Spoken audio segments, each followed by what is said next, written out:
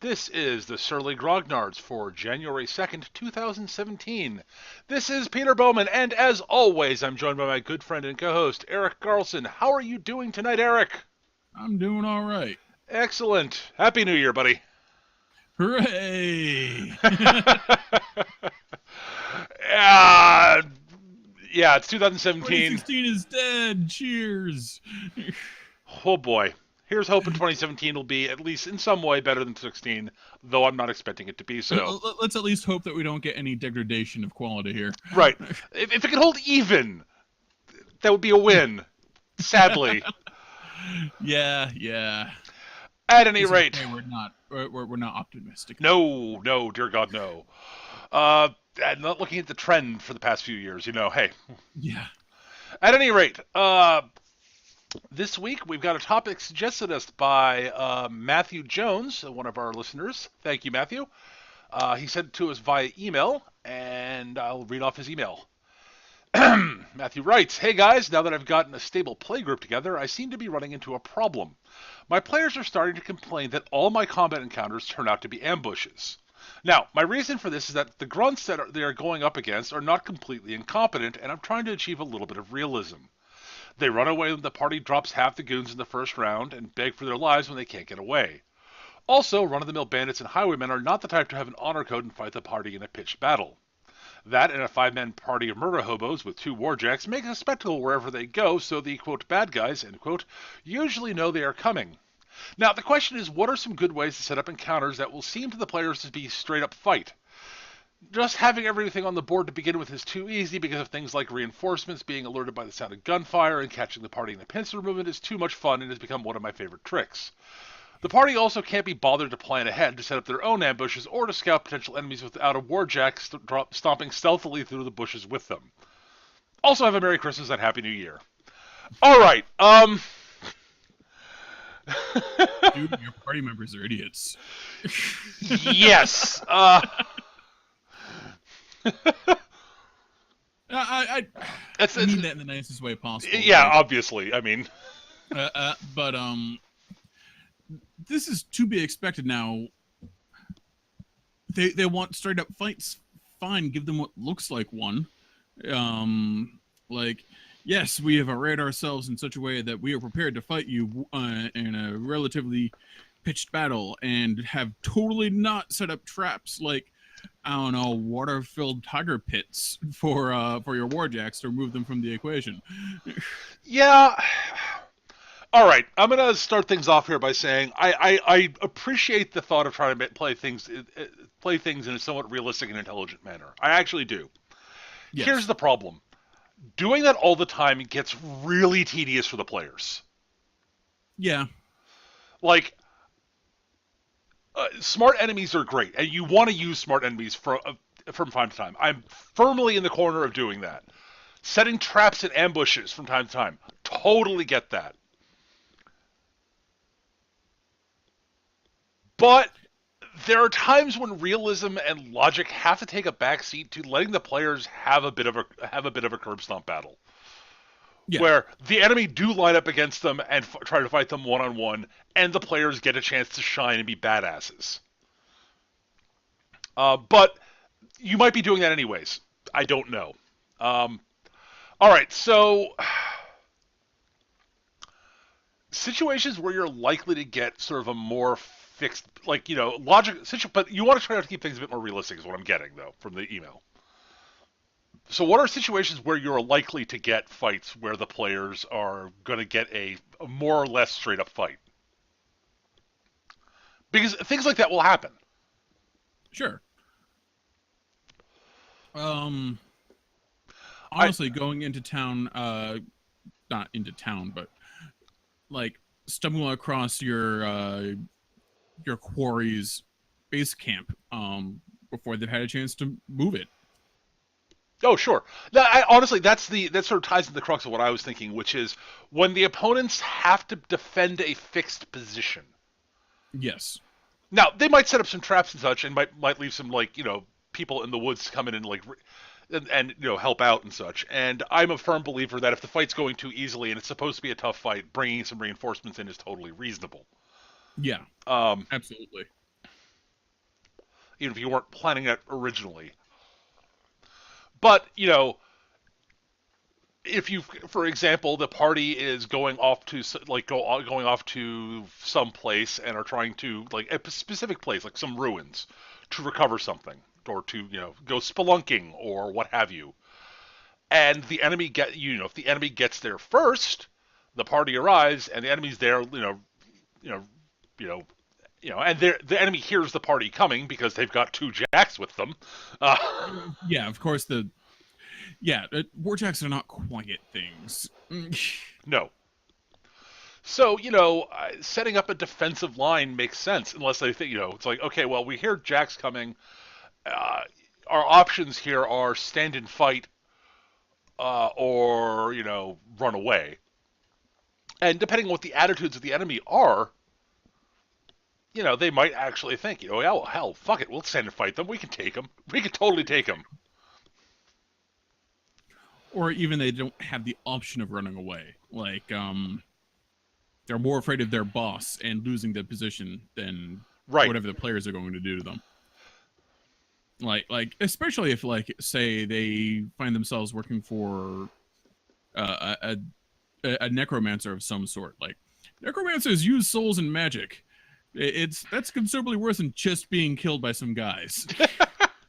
Oh, yeah, and also there are enemy types that probably wouldn't be sneaky and run away and, or set up ambush. Fight if they're fighting like a necromancer and a bunch of undead. Yeah. Or if it's any sort of mindless opponent or berserker opponent, like Cephalax and Drudges immediately leap to mind for Iron Kingdoms. Yeah. Like, the Cephalax might fuck off when things start going bad, but Drudges are eminently replaceable. Like, yeah, totally just go forth, die, and they don't care where they live or die because they don't have any brains left. Right. Well, they do, but there's all the important bits have been scooped out and replaced with, like, gears. So, yeah, those are sort of the classic sort of things. And, I do think that an important thing is having a variety of styles of encounter, even if you're planning on having things be mostly logical. Just because, again, changing pace of things will keep the players interested. So all of one type of encounter, all ambushes or all straight up fights or, all running battles, that eventually gets sort of, oh, it's another ambush. Ugh. Yeah, no, I agree with that, but there's some of the onus lies with the players also, because it seems like they're entirely reactive. They're not taking any proactive steps to. Yes. And I'm not letting them off the hook on this. Like, seriously, guys, you players, like, there's lots and lots of tactical options that you can use, and it's one of the things I really like about role-playing games is like are the tactical options. I mean, yeah, war games do it better. They're war games, but all sorts of different, like, strategic options also, like set up your own ambush, scout the terrain, hold stuff in reserve, that kind of thing. Set up your own pincer maneuver.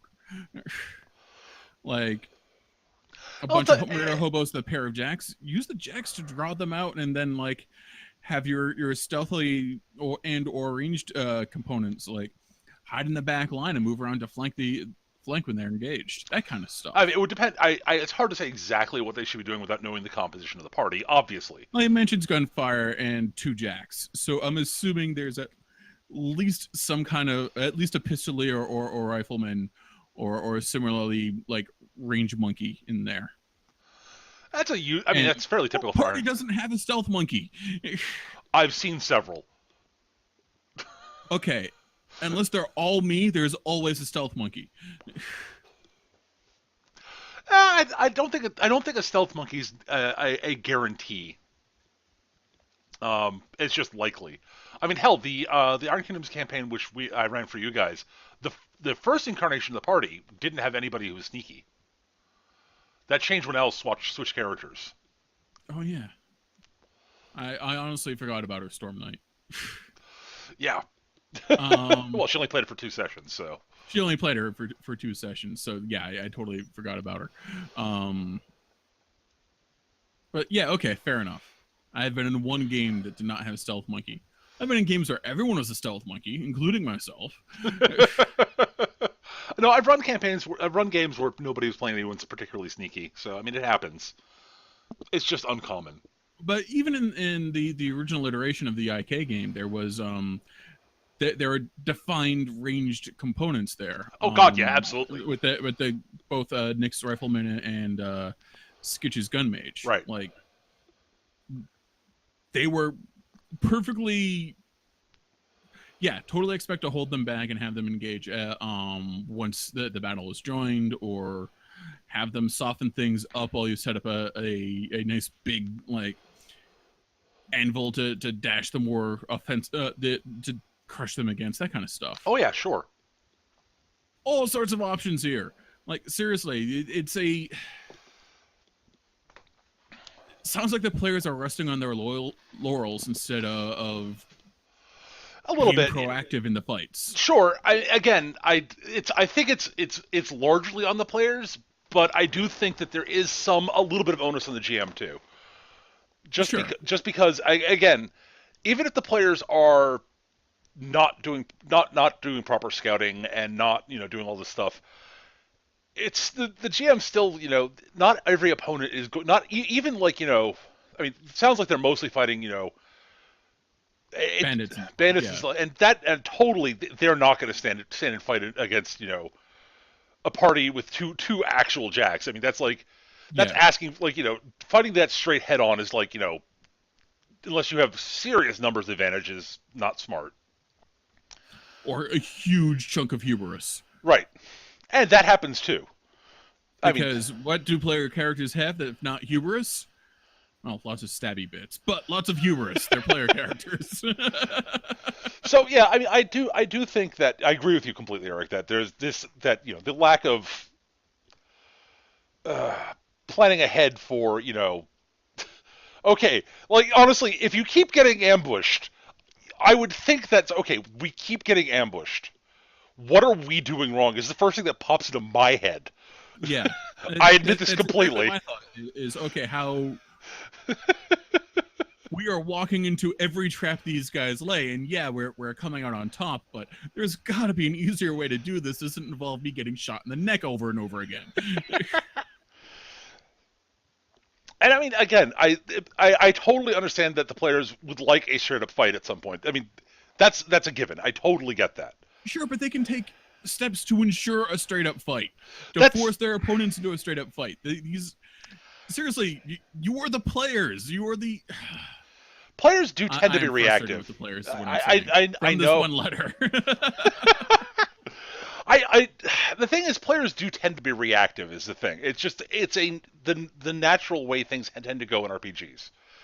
Oh yeah, they're the heroes, and the heroes are generally reactive in any story. Right. But I'm just sort of saying, it's if the I will say this: if the players are, it's gotten to the point where the players are saying we're getting tired of all the ambushes. Yeah, maybe they're doing something wrong, but you do have to adapt to the way your players play. Yeah. I mean, there has to be some give on the GM's part because again, it's not just it's like one of those classic it's as much as the GM is it's sort of the GM's game. It's the players' game too, and if the players are getting frustrated with what's going on, talk to them about it. Obviously, I mean, Yeah. step one is ask them, why aren't you guys ever scouting? Seriously, like, that's a question that I think the GM should ask the players at some point. Like out of curiosity, why do you guys never scout ahead? I, Yeah. Why aren't you guys engaging in this at all? Like, why are you taking no proactive of measures to prevent getting jumped at every opportunity? Yeah, and I mean there are a few things that you can do to.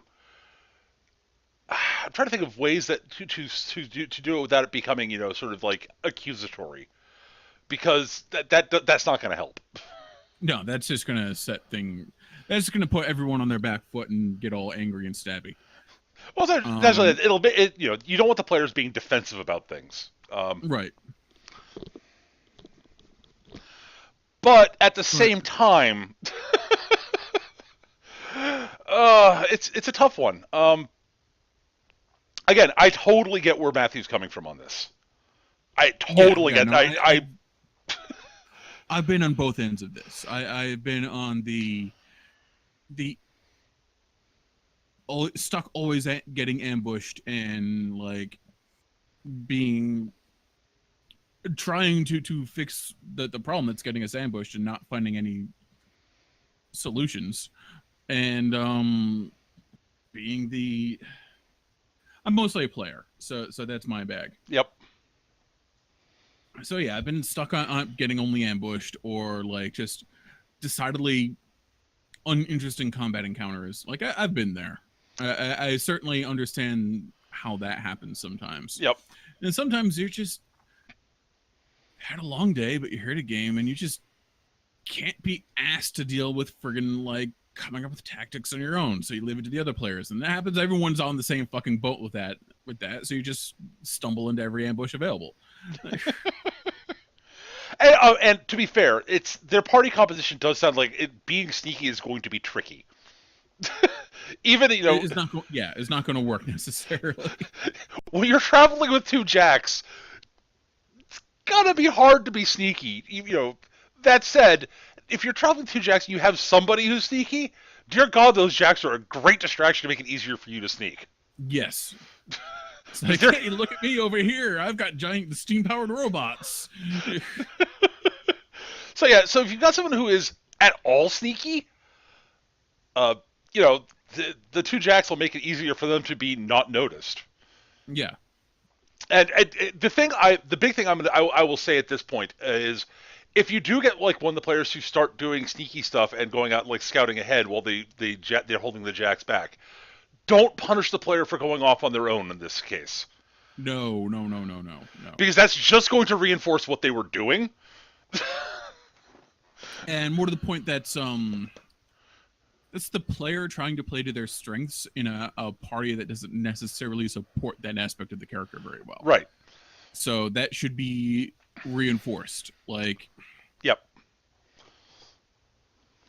Eric's playing the big dumb barbarian in a party full of stealthy sneaks. I should not be punished for rampaging off into the middle of the bad guys and chopping them up while they're busy planning.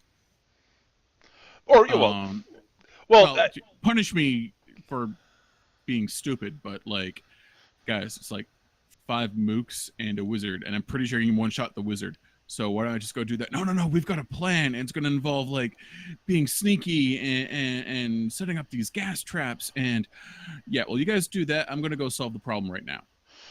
I've done this.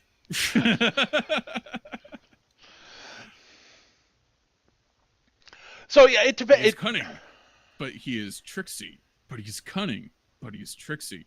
I beat him. I hit him with a rock. No matter how subtle the wizard, a knife in the back is seriously going to cramp his style. Or an axe in the forehead. Well, yeah. The axe in the forehead really wasn't Vlad Taltosh's plan style, but whereas the knife in the back was entirely his. It was entirely his style. Yes. God, but yeah, no. So I do think. So that's the thing is, so we definitely those are definitely some ways you can go about and getting things. And as I said, just talk to the players and sort of say, okay, so you guys feel like you're getting ambushed too often. Why do you think that is? What is it just like why I've other things I'm trying to think of other things you could do that might work. If so make them defensive. Yeah. If there's anybody in the group who is sneaky at all and they're not going ahead to scout, the only thing I can think of, it depends on sort of the makeup of the party, but if they get as a possible sort of thing, they could be hired by somebody who sends a scout along with them, like a guide to like a forest guide to take them through the forest to wherever they're going. And as they get closer to their objective, he might sort of suggest that he and the other guy who's remotely sneaky go scout ahead for a bit. just as a way to sort of reinforce that that's a thing that can be done. And just like even if the guys that so if that got the this if the the guide is there for one adventure and then is gone, like the players seeing that be effective might get them to start doing it on their own. Hmm. Now he's the scouting question should the guide shouldn't be better at be noticeably better at sneaking than the putative sneaky guy in the group. Yeah, just someone that with a similar skill set who might even be a little bit worse than the players, but showing what can be done with it. Right, exactly. And again, you're not trying to upstage, but trying to sort of like again, he's a guide. He's there to and like he's a guide that's not particularly great at fighting, but he sort of goes ahead, sort of looks at sees stuff, and comes back to report what he sees. And then it's like, yeah, I don't know how you guys want to handle this, but that's what they've got up ahead. And it looked like they know we're coming, so it looked like they're thinking about sort of sending some people, like sending some ambushers out. You guys, how do you guys want to handle this? And that which point it gives the party the opportunity to maybe ambush the ambushers, Yes, which is always amusing. which is hilarious, especially when they're just like, well, we have these jacks and they're big and obvious, so we know where they are. So why don't you guys go and be relatively stealthy? You don't even need to be that stealthy because there are giant steam-powered robots stomping through the woods with their handlers. Yep. So yeah, there's a lot of things. So that's one thought that popped in my head as a way to handle it. I mean, again, it depends on your group. Some groups will be more receptive to having that happen than others, obviously. And if by some fluke the group is entirely non-stealth people, like you've got a I don't know. Two warcasters, a man at arms, and man of war. Oh God. Well, I was thinking, like a military officer like knight who's like marshaling one jack and like a field mechanic something else not sneaky running the other jack and like someone who's like an arcanist pistolier or something insane like that. Yeah. And people nobody who has stealth available to them at all. Like it could happen. I agree with you. It's very rare that I've seen parties in any game where nobody was at all sneaky. Okay, that's not entirely accurate. The times I've seen that happen most has been in various Champions games I've run. Okay, yeah, fair enough. The party of superheroes, none of whom have decided to be a Batman-y type. Okay, Yeah, no fine. one's Batman. No one's playing Batman, so That happens. It's like, okay, well, we've got our Superman analog, someone who's roughly the equivalent of the Thing, an Iron Man analog, uh, someone who's sort of akin to Thor, and someone who's akin to the Human Torch. Well, so stealthy, dangerously stealthy. yeah. They are stealthy by murdering everything before them. Yeah. No, like there was a game my friend Jesse ran. Did only went a few sessions, and the party was a high point value party, and so two of the players each came up with a different. They basically built their characters on a sort of an interpretation of Superman. Okay. I was playing something that was sort of vaguely vaguely equivalent to the Thing. So big monstrous brick type who's actually a nice guy inside and is not Right. still fully human and such inside, but exterior is like not at all. And then we actually technically had one stealthy character, but not in the way you'd think. Uh, we had a guy basically with a railgun and a battle suit, and then the last party member was the one who is technically stealthy, but not in a useful manner. That was the Black Cat. And when I say the Black Cat, I mean the incarnation of the archetypical unlucky Black Cat, the one that causes everyone else bad luck to other people. Ah, okay. I gotcha. That's awesome. Yeah. So like the group, like so yeah, the cat was stealthy, but not particularly usefully so. Not for the party at least. Also, the party we had, we had, it was, a bit front loaded on the we're going to smash you now. And everything explodes. But yeah, like it was fun, and the adventure the couple of sessions we did was primarily dealing with an alien invasion. So Right. No need for a tremendous amount of stealth there. no, but there really wasn't much.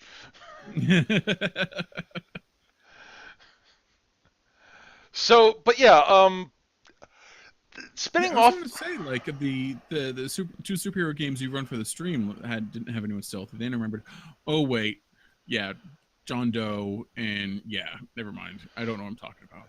Yeah, John Doe was kind of the super sneaky. Yeah, And John Doe is super stealth. Aaron was reasonably sneaky when he wanted to be. Yep. And in the very short-lived Champions one, Alice's character, the shapeshifter, that was her whole existence, Yeah, it was being stealth monkey. was being I'm not actually what you think I am, which is also John's thing. Although John then proceeded to pull out his blaster of Pull out a doom. giant fucking blaster and go, Van, fuck you.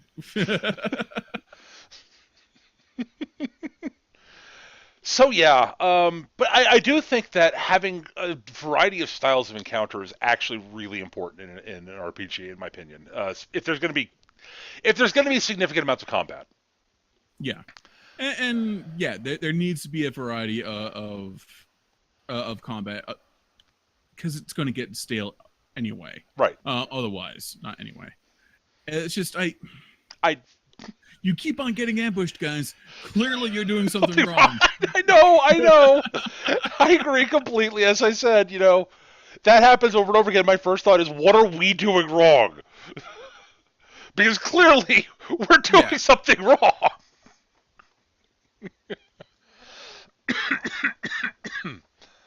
But yeah, I guess from there I do want to talk a little bit about sort of encounter variety a bit, just sort of the sort of generic Yeah, topic, because I think we've basically done what we can for to help out Matthew and his group there. I mean just in general, like I think sort of the styles of encounters. We should talk a little bit about that maybe. I don't know. Because I'm thinking like you've got your classic sort of straight up fight, which is sort of the classic yeah, the straight up pitched battle type of deal. But even within that, there are certain subtle varieties to it too. I mean, if the big difference being, is it sort of sort of an encounter in the open is sort of with where neither side's pinned down to anything that matters because the two other variants are the players are sort of defending something or the enemy are Or they're defending. assaulting something. Yeah. They're one side is tied down to something, and that changes the nature of a straight up fight, and it'll change the tactics,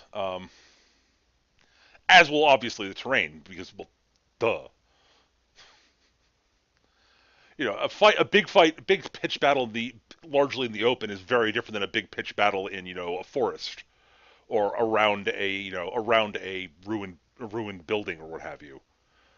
Or in the back alleys of a city, Right. or yeah, 10,000 different possibilities. Right. That's just for the pitched battle. Right. Exactly. And then you've got so that's the classic sort of straight up fight thing, and that's gonna vary, and it'll vary depending on what the player's general preferences for strategy is. Like I've had groups where I present them with a straight up fight, and in which I think it's reasonably clear the players probably have an advantage because they're the player characters, and they fight really defensively. Yep. And I've similarly it's the same thing presented to a different group, and they move forward and attack as opposed to I've had groups where they like presented with a fight, they basically form up a little defensive box and make the enemy come to them. That's boring. I agree. mean, I've done it because it is occasionally fun to watch the bad guys dash themselves against the anvil, the iron wall of your defenses, but that's boring. Uh, Again, I'm fine with it as a one. I'm fine with it in general, just because with whatever, because it's what how the players want to handle it. But I have found myself going, why are they so just oh god, why are they so tentative and defensive in this situation? Yeah. Uh, it's like Also, you occasionally have the hyper aggressive, like, this is clearly not a battle they're supposed to win. Let's get them. yeah, Not that I've yeah. ever done that. No, not that you've ever done that, Eric. I've got two fists. Oh no, no, you're not supposed to fight the Mazuko, Eric. I'm totally gonna fight the Masaku. I can do it. See, I did 3 hit points of damage. I can totally win this.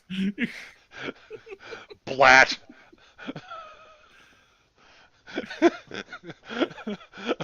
I believe your reaction after you hit the hitter was, and now my character is going to die. Yes. And now I'm dead. I didn't roll quite well enough to kill you, which was good. Uh, I totally would have been cool dying there, though. oh, I know you would have been, and I would have let you if I would have let it happen if someone hadn't suggested the hilarity that would have been the Campbell coming in to save the day, Yes. which I thought was A, hilarious, and B, actually in genre for the game was. Got my ass out of the fire. And I said, but the thing is, it was also in genre for the game in question. Yes, absolutely. I would not have done that in anything but a Slayers campaign. In a Slayers campaign, yes, this makes perfect fucking sense. Well, I think in another game, I probably wouldn't have taken the suicidal heroic charge. Yeah, probably. I think in most Unless games, the character was actively subconsciously suicidal. right. Which is not typical for most of your characters, from what I remember. No, not typical. There have been cases where I have grossly misjudged what I was up against, but Sure, I totally believe that, and I'm certain it's happened in games I've run. yes. Can't think of any off the top of my head, but Neither can I, but I'm sure it's happened. We've been playing it together long enough; it's absolutely happened at some point.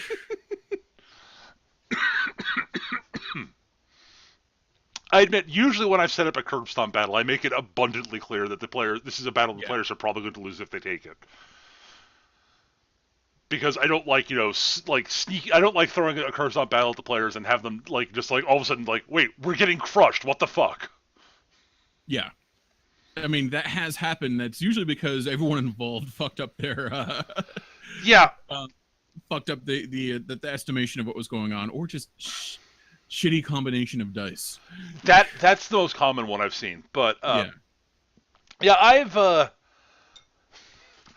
have set up fights where the players where I intended okay, the players are going to lose this fight, and usually when I do that, I let them know ahead of time that there's probably going to be a fight where you guys are going to lose. I'm not going to kill you all, I promise. It's part of what's going on with the story. I just please roll with it. Oh, hey, look, there's an Undying. We can take him, guys. We're not taking that. No, I'm pretty sure we can take him. No. I think we can take him. No. That wasn't even supposed to be a fight. No. That was supposed to be you guys going away.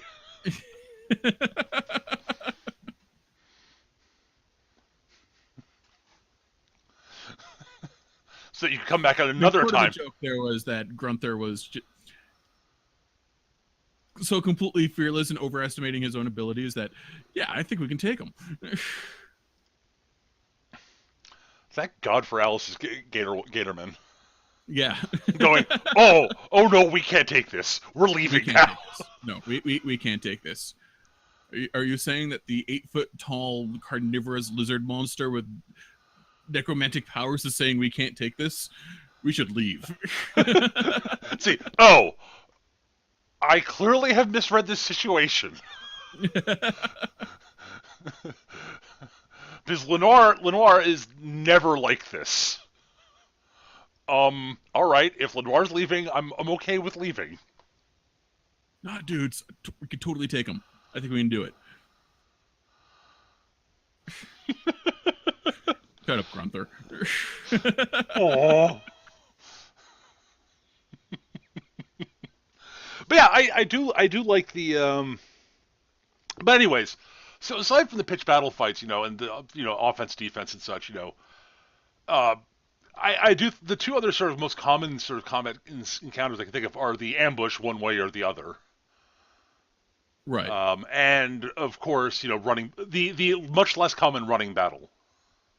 Yeah, I was thinking the running battle is the other one I went to, where it's like you are trying to get away and their faster elements are chasing you, or you are trying to get an asset, be it a person or a MacGuffin or really tasty recipe for margaritas away, so that you are being pursued. The chase. Right. Uh, it's tricky to pull that off. I've done it before. Um, Yeah, I've only encountered a couple good chases. Most of the time, it, it, it ends up devolving into a slog, a defensive slog. yeah. Uh, yeah. The train at the end towards the end of the IK game. Yeah. Mm. Yeah, that was a good chase. That wasn't supposed to happen. It totally did because it was awesome. I rolled with it. I was like, oh, okay, okay. So what? Okay, so Word's character is going to boundless charge sprint after the train as it's pulling out, and then Rook is not. Was it Rook? It was work, yeah. Yeah, Rook is going to pick up and throw Madeline onto the back of the train. Because of course he is. All right. And I admit it was hilarious. And it did allow you guys to recover the Yeah, the what was it? The glove? it was the Gauntlet? gauntlets, yeah. Oh my god. Yeah. But I mean, the big thing, as I said though, is like, and even within all of this, I do think it's important to vary the sort of strength of encounters also. Like Yes. constantly having even fights will get boring. You need to change it up for you need. I do really do feel that you need to change it up so that every now and then it's like, okay, and now the party gets to just completely curb stomp something. And Or you give them an actual or you make them the actual underdogs. right. And give them an out, give them a way to get the hell out with most of their assets Right. intact if things start going poorly. Absolutely. But yeah, no, it's you're being swamped by Godzilla and his posse. Your third level D&D players. Can you do it? And I've set up encounters where I thought it was a fight that the players weren't going to be able to win. They'd have to pull out, and through good tactics, some good dice, and just bloody mindedness, they've pulled through it. Yep. I've had that happen, and it's usually been immensely satisfying for the players. Yes, and not gonna lie, I've been there. It's awesome. Oh my god. But yeah, so yeah, I think that's I mean, I'm trying to think of anything else to say sort of, in terms of variety is important. And not just of like the enemy types, but as I said, like of both the difficulty of the encounters and of the style of encounter. It matters.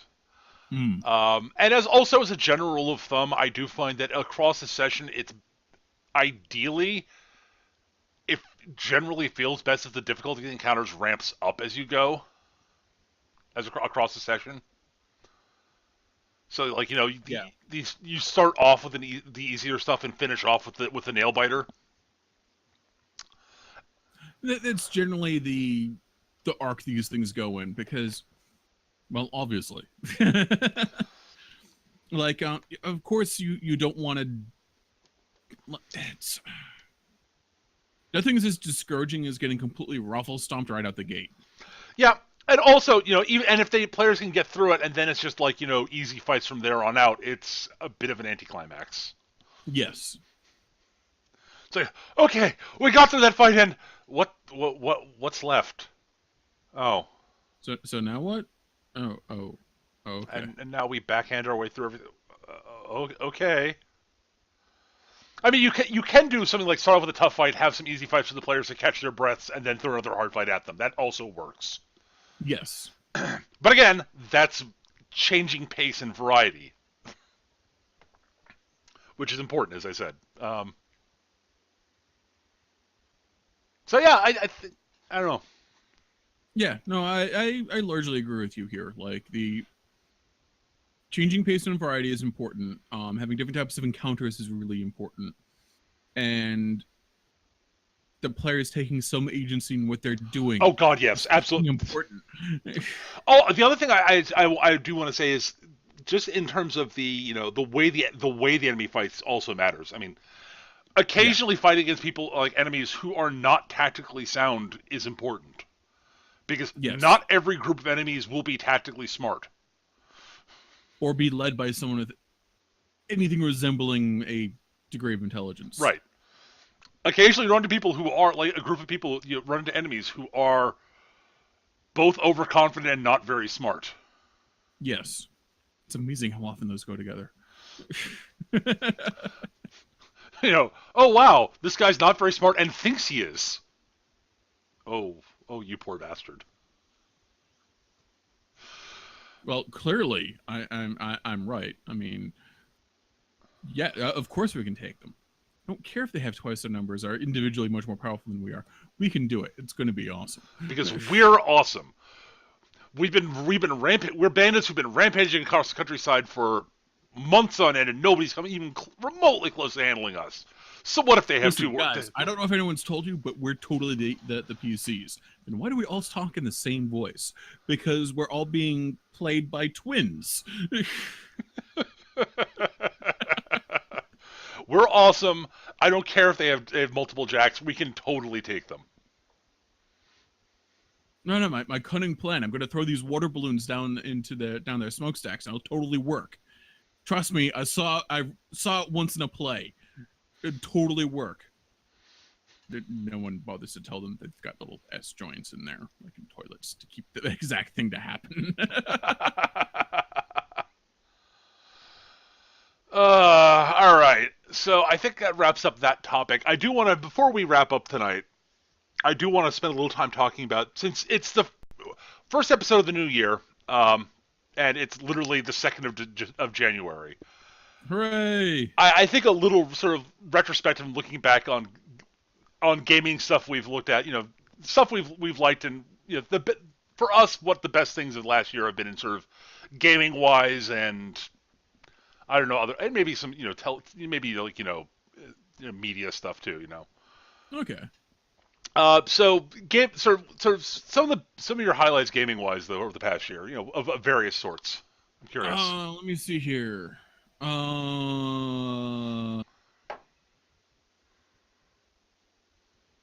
like candy. Honestly, having you doing the Star Wars Feng Shui is pretty damn awesome. Having you run again is pretty great. Why, thank you.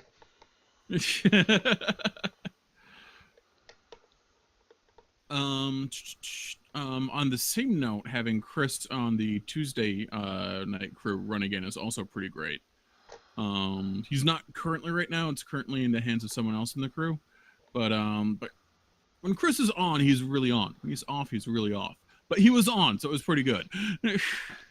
Nice. Excellent. Yeah, I It was basically it was Shadowrun, and we were doing Seven Samurai in the blasted urban hellscape, and it was actually pretty damn good. So nice. Well, that's because the Seven Samurai is something that adapts to basically any genre. It turns out. yes,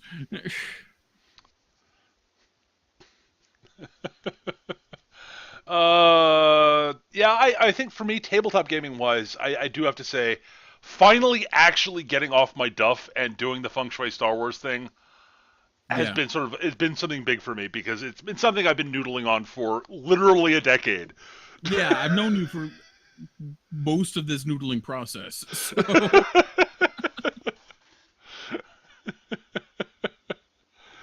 Yeah, we I think we met before I ever played feng shui, but not by that much.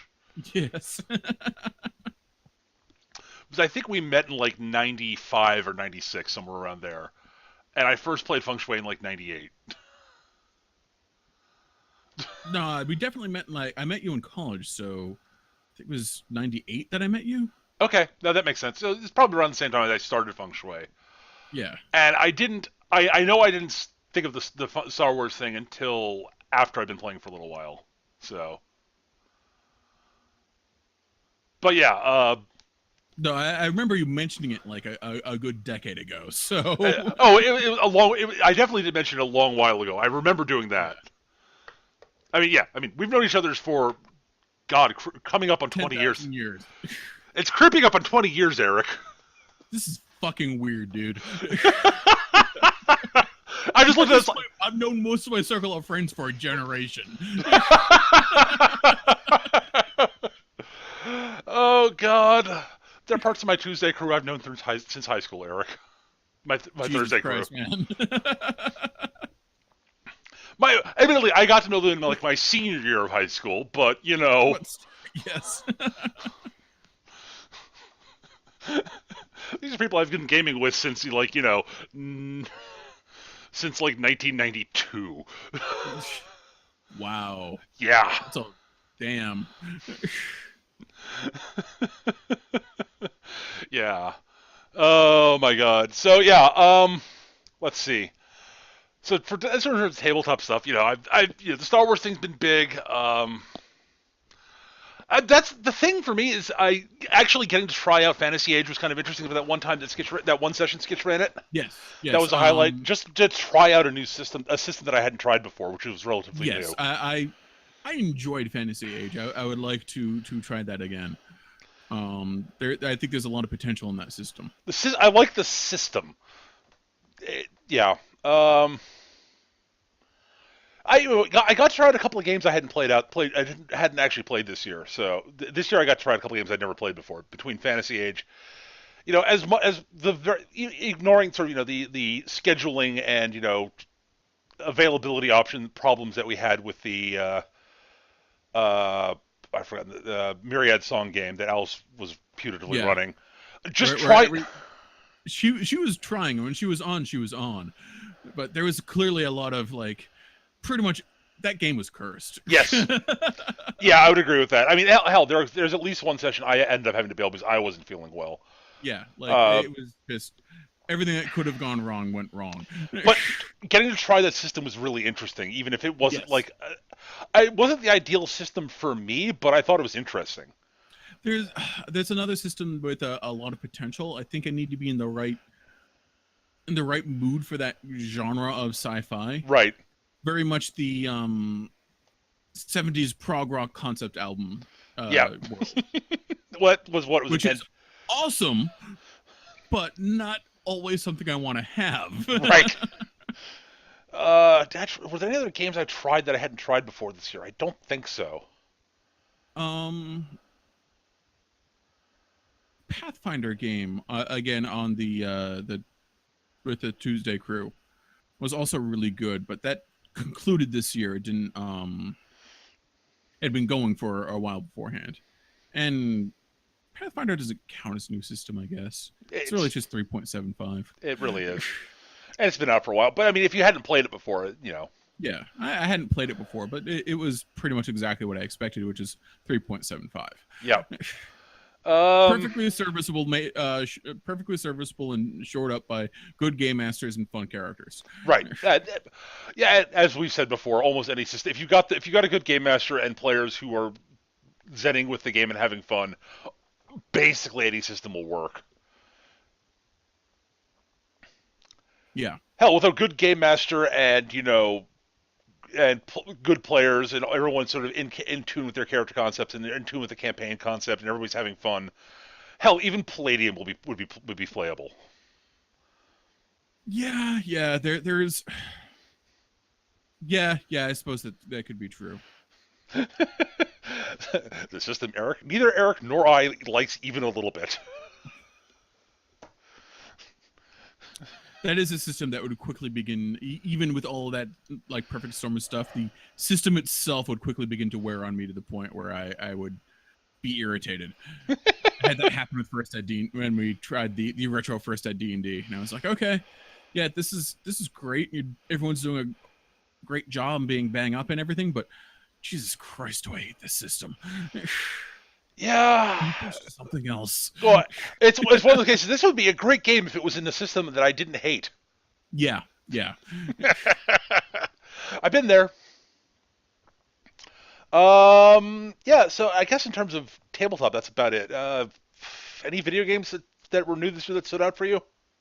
Jesus Christ, I played the fuck out of Fallout 4. Yeah. Like there is no question about like I played the living fuck out of that and loved every second of it. Right.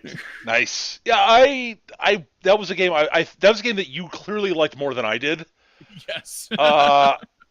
And there was I was really in love with the power armor system. Right. Not gonna lie there. Oh, sure. There's a lot about Fallout 4 I liked and a lot about it I didn't like.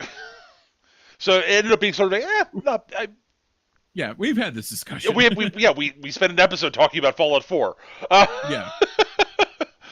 But yeah, it was a big notable. It was a big game for both of us because we were both looking forward to it.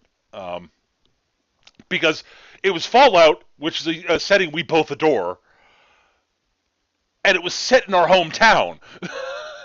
Yeah. So it's like, and I will say flatly, the job they did creating a Fallout universe post 2077 Boston, they did a bang up job of making the maps for that. Because we wandering around in the Boston area in Fallout 4 was like, hey, I know where this is. I know where this is. Holy shit, I know that building. Yeah. Some things couldn't be named the same thing, but wandering through College Square and going, wait a minute, this is Harvard Square. This is the pit, isn't it? And it was. It's like, wait a minute. It's filled with ghouls, just like the real pit. Not anymore, sadly. Or probably not sadly, to be totally honest. But Harvard Square pretty hard there. Yeah, but it's like, wait a minute. College Square. There's a square. They're calling it a square, and it's formed by the intersection of 3 different streets. Yep, this is Harvard Square. This is Harvard Square. Oh, Cambridge, never change. No, actually, Cambridge, please change in some ways. There are things that need to change. Please, dear God. The Commonwealth Institute of Technology. Yeah. Please fucking pave your roads. God damn it. Yeah, no shit. Oh, God. Yeah, that was a funny thing. Some of the roads in Fallout 4 were actually too good. I've driven in Cambridge. Oh, fucking A. Anyways, God, were there any other games that were new in 2016 that I actually really dug? I think I missed most of the ones that were new. I didn't get around to playing them. Total War Warhammer I played. Ooh. I really enjoyed that. I didn't do anything other than the Orc campaign because duh. And there are times when it was so infuriatingly frustrating because it's like, and I'm on a roll and I'm winning and I just lost and wow, that loss really sucked and I am now way on my back foot. Oh, I've overextended. Oh, they're eating my territory. Oh, I'm pretty much back to square one. Well, let's make all the same mistakes over again because I can't learn.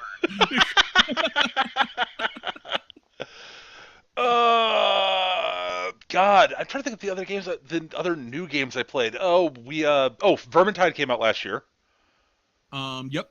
and we We didn't need play to a, play that. We we need to did, play that a lot more often. That game is great.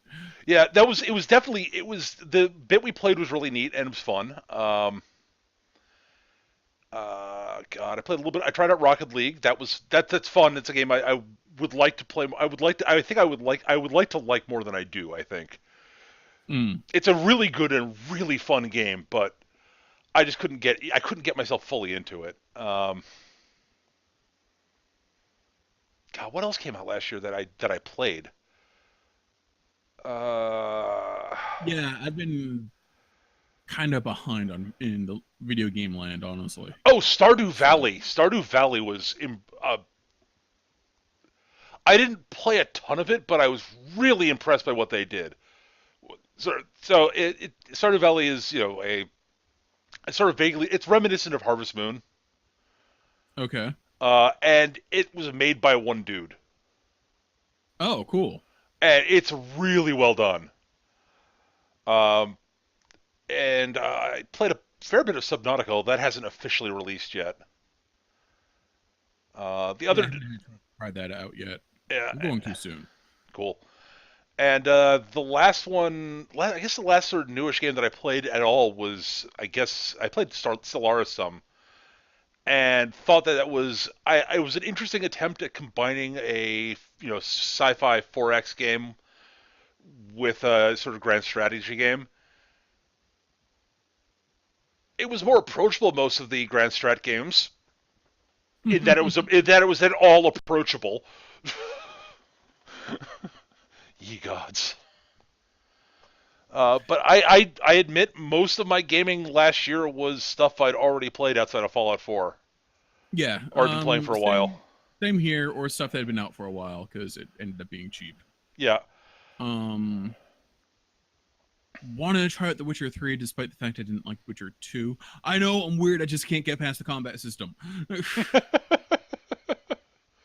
Like everything I've heard is that The Witcher is just totally up my alley. It's just I can't stand the combat system. Uh, yeah, I haven't played. I've only played a bit of the first Witcher game. Did not like the combat in that one. Apparently, the combat in Witcher 2 is better than the combat in Witcher 1, and then Witcher 3 is even better. Is further improved. Then maybe one day I'll play Witcher 3, but when it's like $5 on Steam, which will probably be sometime over the course of the next year. Oh God. So Let me see here. Other video games that I done. No. did Elder Scrolls Online launch last year? Did it Or launch last year? I want to say the actually the I think the buy to play reboot of it came out last year. Okay. I think. So you know when we played. Yeah. Either came out at the end of 2015 or at the beginning of 2016. I don't remember which. Right. God. But that was a pleasant surprise. Yeah. No, that was thoroughly enjoyable. I should start playing it again. Yeah, and obviously we both played a bunch of Star Trek Online because Yeah, because Star Trek Online, and honestly, yeah. their big sort of their new thing with the time travel stuff that was I am so sick of time travel shit. I am too, but I will say I will say though that the 23rd century stuff they did was actually pretty neat. Sure, it would have been nice if they had it available for the other two factions. I have no idea what you're talking about, Eric. Not that I'm bitter. At least they finally released a science ship for all three factions. Yes. Tier 6 science ship. Because apparently hell froze over and the moon got pulled out of the sky and turned out to be cheese after all. Mmm, cheese. Cheese is delicious. All right, so before we wrapping up, movies, TV stuff that was new in 2016 that struck you. The most recent movie I saw in the theater was Rogue One. Right. And that was lots of fun. Just earlier today I watched Kubo and the Two Strings, which I'm kicking myself for not seeing in the theater. That was really good. Awesome. Like Wow, how did I not see that in the theater? I'm an idiot. Kubo and the Uh, Two Strings. Go see it. It's fuck or go rent it now. It's fucking amazing. okay. It's What came like out? are doing what they do, which is Oh, awesome. right. Awesome stop motion. What came out this summer? Let me see here. There was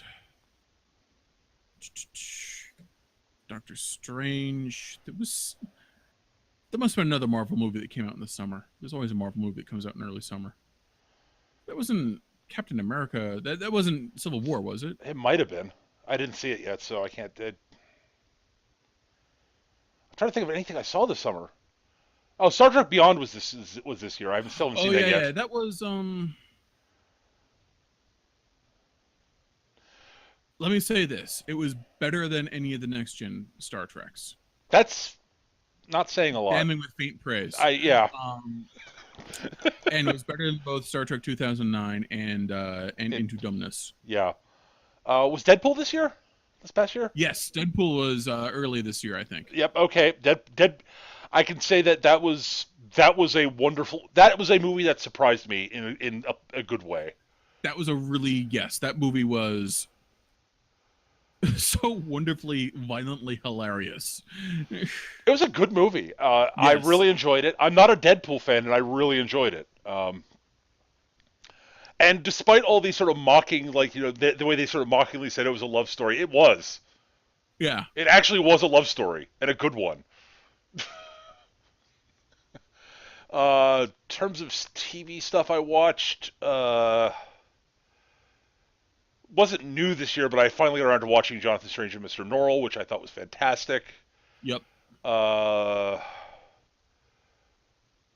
oh, right, yeah. My Hero Academia. Oh yeah. My Hero Academia is pretty great. Oh God, that was a great show. That I was a really enjoyed that was that. probably the best. That was my favorite series that aired this year of anime. That was my favorite anime series that aired this year. Just like it was like not even close. That was new. Yeah. I need to get caught up on Flip Flappers, but that's also been really good. It's also total Eric bait. So not gonna lie. It's all sorts of gorgeous, bizarre, surrealistic animation happening, and yeah, it's Eric bait. All right, excellent. Yeah, I'm I'm sure sure there's there's other shit there's we just shit can't we're remember. there's shit we're forgetting, but that's sort of stuff that Yeah. pops into our heads, I think. So I think that's pretty much gonna do it for our first episode of the new year. Hooray! Oh God. So yeah, that's going to do it. We normally save time at the end of each episode for viewer questions. We didn't get any this week, so that's why I didn't really save any time for it. Uh, if you have questions you'd like us to answer on the show, please do feel free to send them to us. Our email address is surlygrognards@yahoo.com. surlygrognards@yahoo.com. If you've got feedback for us, ways we can make the show better, constructive criticism, etc., please send it to us. We love that stuff. Uh, and same email address, or you can leave it as a comment on YouTube. We upload the recordings of this to YouTube. The YouTube channel is youtube.com/mechagm. We record on Monday, not every Monday night, but on Monday nights at roughly 7 p.m. Eastern on hitbox.tv/mecha-gm. And if you've got show topic suggestions, dear God, we love those. Yeah, holy shit, those are great. So please send those to us, via email or in the comments. And I think that's it. I haven't forgotten anything from the spiel, right? I don't think so. Excellent. All right. So that's going to do it for this week, guys. Thank you so much for watching. Thank you for being with us. We really do appreciate it. And yeah, spread the word, guys. If you enjoy the show, let your friends know. And hopefully, people will enjoy it. Anyways, that's going to do it for this week, guys. And we'll see you guys next time. Take care, everybody. Have a wonderful rest of your week, and may your 2017s be most excellent. Yes, hopefully. Be excellent to one another, people. Take care. Bye.